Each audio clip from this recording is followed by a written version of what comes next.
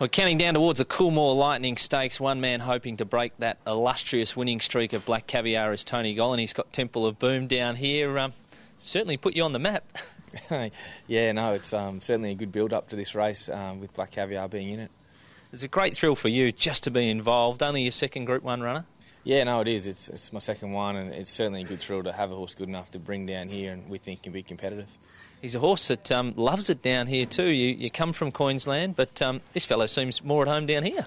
No, he is, and every time we bring him down, he settles in that little bit better. So I think he might have a little bit of Victorian in his blood. And the Flemington Straight, he's been successful here a couple of times before. That's the real attraction for him? Yeah, it is. He's had a great record down the straight, and he really hasn't ran a bad race down it. So we're hopeful that won't be the first time this Saturday. So you've marked out this race and you've got him primed, ready to go first up, and then she jumps in. Yeah, no, she wasn't meant to be in it, but she is now, and it doesn't really change anything for us. Our preparation's been the same, and we just hopeful of a good finish, and then on to the Newmarket. Horse is one that probably relishes speed and can really finish fast off a good tempo. So perhaps up in grade against those absolute elite horses might even be to his advantage. Yeah, well, as we said before, he's got this good record down the straight. When he gets a nice sit off a good tempo, he can quicken. And we're certainly raising the bar Saturday for him. And look, we're just going to sit back and see how it all works out. You gave him a jump out last Friday at Flemington?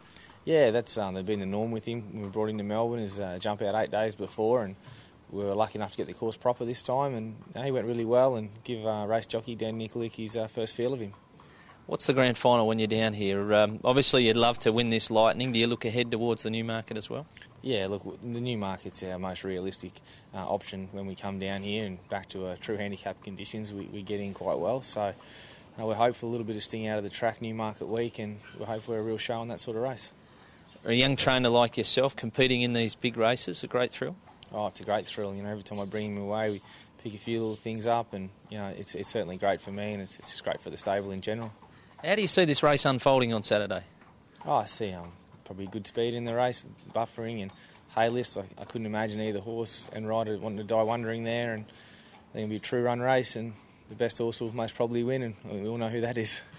It is a challenge, though, for Black Caviar, I guess. You as a trainer, dropping back from 1,400 to 1,000 metres, and backing up second week in a row. You've just got to hope that might be the little small chink in an armour.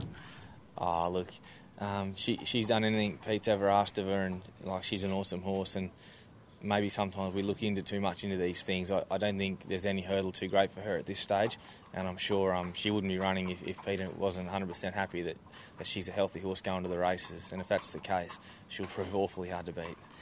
Your horse, though, you happy with where you've got him going into the contest? Oh, we're very pleased. We've had a faultless preparation so far, and this is all we picked this race out, when he left here on Salinger Day to come back for these two races, so we can't complain with our preparation. You left a little bit in the tank for Newmarket Day? Oh, I think just natural improvement. Most horses in this that are first up will have that bit of improvement in. I'm not saying we've got any more than anyone else, but we're in good enough condition to be competitive Saturday if he's good enough under the weight for age, and then drops to the drop weight in the handicap in 3 weeks, and he should be very competitive. Tell us about the horse himself. Little character? Oh, he's a relaxed little bloke. He likes it down here. He likes the company of other horses, and he's certainly no fuss. I mean, the more travelling we've done with him, it's really matured him too as a horse, and he's a pleasure to bring away.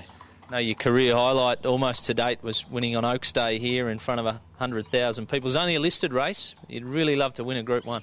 Oh, look, I think every trainer's the same. We'd love to win a Group 1. I'm just pleased to have a horse good enough to be able to compete in them.